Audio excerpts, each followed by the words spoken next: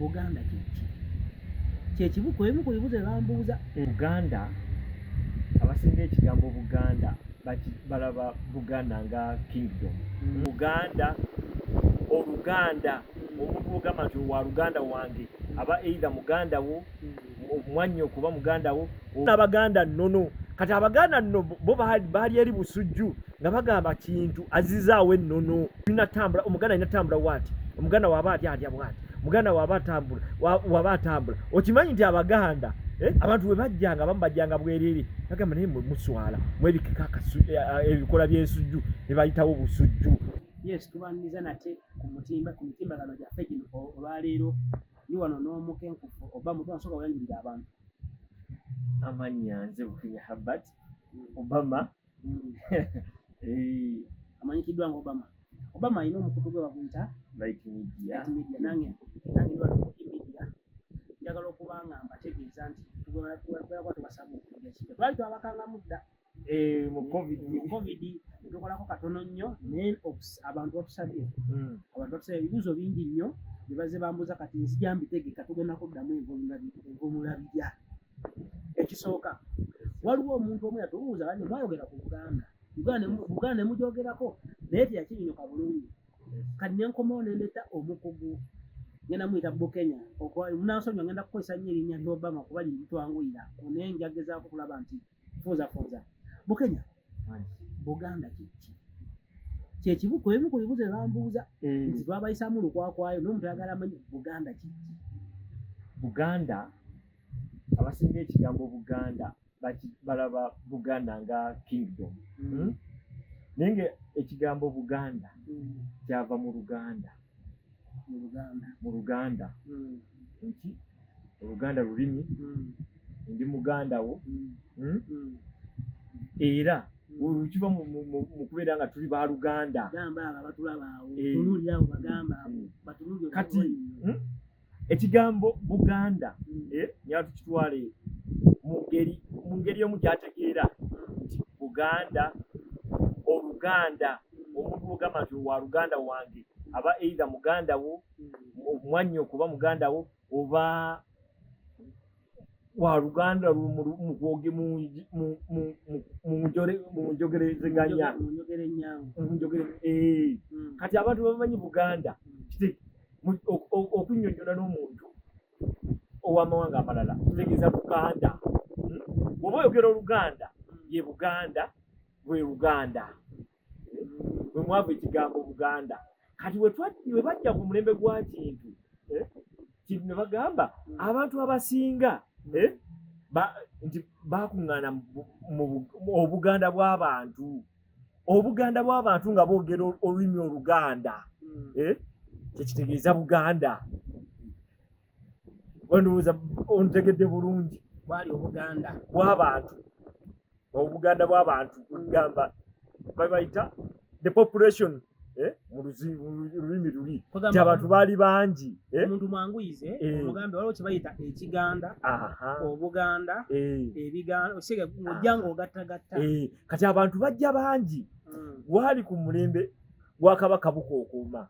Kabaka Bukookuuma yali abeera wali Naggalabi. Kati Kabaka ayita mu masajja ge kubanga twasooka na Mawokota ne Mawokota ne Busiro. Kati bwe twatandika ne Mawokota ne Busiro kati Kabaka aba agamba naye simanyi bantu bameka bali mu Buganda. Kati ne bagenda nga bakola ki nga beenoonya. Kati ne bajjira mu bungi bajja mu bungi ebufuuka Obuganda bw'abantu. Bwe yali amanyiiko Obuganda ne bafuuka abantu abangi ennyo ate nga boogera olulimi bawuliziganya mu lulimi Oluganda. Mwe mwava ekigambo Buganda. Tukyali eri mu 1000 twali mu 600 BC eyo. Kati myaka 10,600 eyo waviira n'olulimi Oluganda lwatandikira okugamba ffenna twogera olulimi lumu tuwuliziganya bonna bano bantu ba Kabaka. Kati nga tukyali ne bagamba naye bano abantu babadde muwawa bavudde wa? Kati olaba ekigambo muwawa ekijjira nti buli omu ensi yali eyo nga terina boundary. Era okinzije mukama okwenda kugamba abamu bagamba Obuganda edda babuyitanga ensi muwawa naye nga tunagenda ku nsi muwawa Abaganda baavaawo kuba obuzibu oli agenda kugamba nti twava mu kintu oli agambe mbw ate twava Lukidi Mpuuga awukana ne muganda we Omunyoro kati Abaganda baavaawa kati wenkubuuza gwe wavaawa zinja kugamba nze nsibuka mu Ssekabaka Kateregga Ebuteregga zigamba nsibuka ani azaala Kabaka Kateregga oli antereddewo ekibuuzo bayinayo ekyo nti twava mu Kabaka Kintu was the first Muganda tena jjajjaawe kyokka ate oyo gw'olaba ate batugamba waliwo Lukidi Mpuuga bayawukana ne muganda we okuva e Bunyoro ne batandika Buganda kati Abaganda baavaawo tunyonyola kati nga wobadde ogamba ova mu Ssekabaka ani Kateregga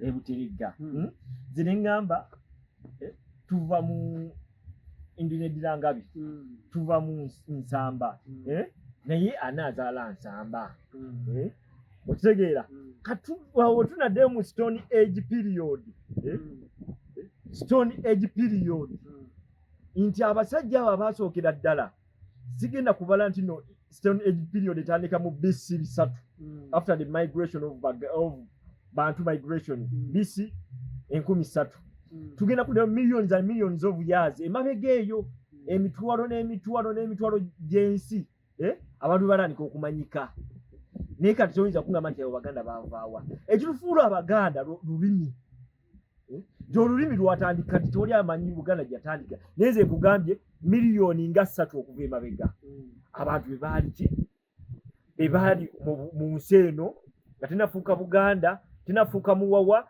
ng'ekyali ggwanga kati abantu ekyokulabirako nyinza okugamba abantu be bayita abaluttansozi be baali sibamanyi be babantu abaasamiyanga ku nsozi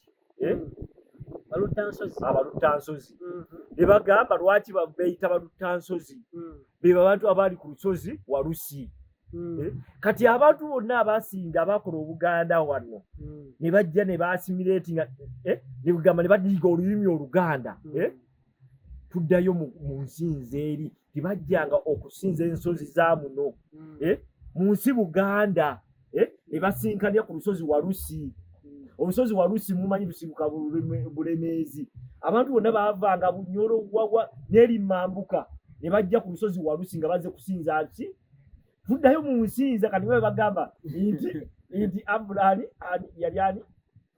Abrahamu yali ki yali Mountain Sinai yafunye amateeka 10 oyo yali Musa naye nga yavaawa yava Egypt we yava mu gundi yava mu Sinai n'agenda Egypt ate n'ajja abaana b'e Egypt n'abatwala n'abazaayo mu nsi ensuubize yabatuusa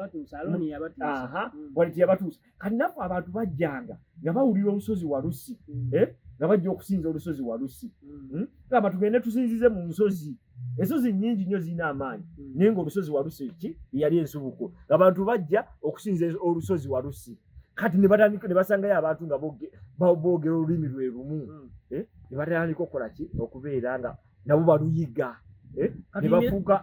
ne bafuuka Abaganda kubanga boogera Luganda ate nga bonna beemanyi ate nga basinza bakatonda be bamu kikyabafuula Abaganda kubanga tufuna Obuganda luba lulimi Watugenda mu kusoma kuno okw'Abazungu baatuleetera bakulaga Bantu migration wajogeddeko Bantu migration eyo ne bajja ne bakulaga nti abantu baava mu West Africa ne bajja Congo Niger Basin ne bajja ne basenga wano eno era bagamba nti jasanga abantu abamu nga tukozesa Bantu ya Bantu speak kati tewaliwo confusion eyo wotulaba be batusomesa betuze tuyiga ne history y'okuwona kati ekyokulabirako wabaddewo enkaayana President wa Russia Putin yagamba yatuuka n'akyawa abantu n'agamba nti Yesu yali muddugavu siwe kiri n'agamba nti Yesu yali muddugavu naye empuliziganya yaffe tetumbya Yesu ffe tuwulirizibwa mu isambwa kubanga abantu bajja nga bawuliriza bagoberegana they said the dead are not the dead kubanga omuntu waafa omwoyo gusigala gutuuliziganya adda mu mwoyo n'atwambala ne tuwuliziganya okiraba naye kati ebintu bya ensiza ya Yesu bwe bajja ne batubuulira history of Bantu migration. Lwaki omuntu yakola myth n'agamba Bantu migration nti yalaba ng'abantu mu Congo Niger Basin eri between Cameroon awo ne Congo nti abamu bagenda mu West Africa, abamu ne bajja mu Central Africa, abamu ne bagenda mu Southern Africa.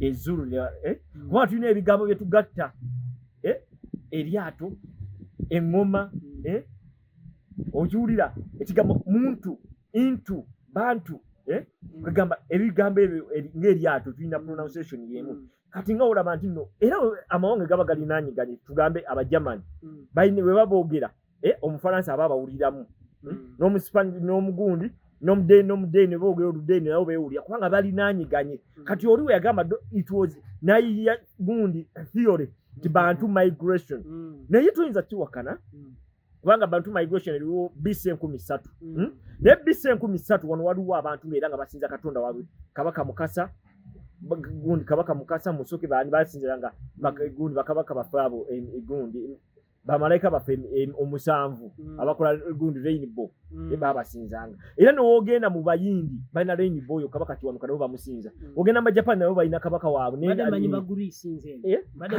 anti kati ensinza kumpi y'emu basinzanga omusana nga basinza rainbow. Kabaka Saiboni bamwita batya bangi nnyo Poseidon Kabaka Poseidon Zeus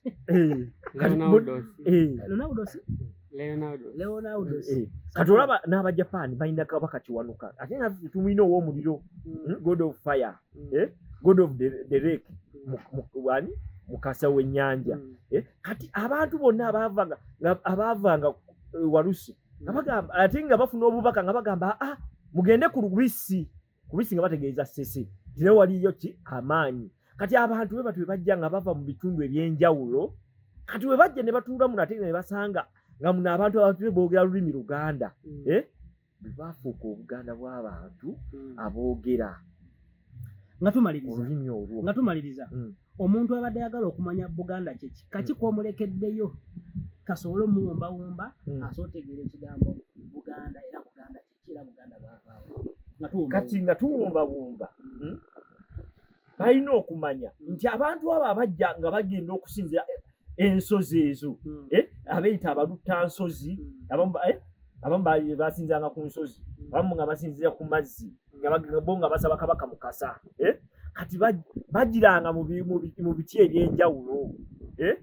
Kati tusangira nti abamu baavanga Kiwawu beeyita Abaganda Wawu, abamu bajjanga na Bigere beeyita Abaganda Gere, abamu bagambanga ffe tusibuka wano ku lusozi Walusi, abalya Nnaka, Abalemeezi, okiraba be Abaganda Kaswa, owulira Abaganda Kaswa.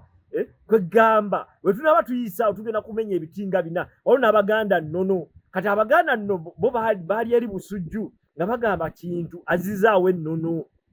Tulina tambula, Omuganda alina tambula bw'ati, Omuganda waaba alya bw'ati, Omuganda waaba atambula. Okimanyi nti Abaganda abantu bwe bajjanga abamu bajjanga bwereere bagamba naye muswala mwebikika ebikola by'ensujju bye bayitawo Busujju. Siibula abatulaba tubasuubize ebigenda kuba mu episode edda kusooka basiibule. Neyanziza nnyo mulabe emikutu gya eMedia, Light Media, mumanye Obuganda kyeki, Omuganda yajja atya. Kati gwe gwajja okweyawulirawo mu episode eddako oli Muganda Gere, oli Muganda Nnono, oli Muganda Wawu oba Kaswa. Abalabi baffe abatulaba tetugenda sokka waawo, njagala omanye nti twakomyewo akantu episode eno ebintu bino twali twabikolako dda naye tugobera kati ebibuuzo byemuzzemu tuddamu. Era nga mbasuubiza mu episode egenda okuddako njagala nawe kenyini weesalirewo oli Muganda ki nga Muganda ffe bwatunyonyodde. Onaba Muganda Geregere, onaba Muganda Kaswa, onaba Muganda Nnono, onaba Muganda ki oba yajja agoba Oluuma nabo gye bali abagira kulwera bajja bagoba Oluuma basanga bagoba Oluuma ne batambula baabo paka wa Baganda Bunyonyi. So nno Baganda bange tetugenda kusukka waawo, mulaikinge musharinge muwezeeko bannammwe bingi bye tukyabaleetera. Tetugenda sukka waawo, mmere bulungi, mweraba. mukole ebyo mukole ebyo mu misituke mwetegeke nga bazze Namugongo ne bataddayo abo babigere anti waliwo ababigere anti kati abatambuza bigere waliwo abalinnya emmotoka okimanyi nti waliwo abaana b'okusipiiti abagira wansi mu bbaasi eyo nga beekutte ku byoma wansi eyo kati bajjamu baasi migugu awo bonna tujja batwalira baganda ge kubanga agenda okwennya bbaasi era atambuza bigere nange jjukira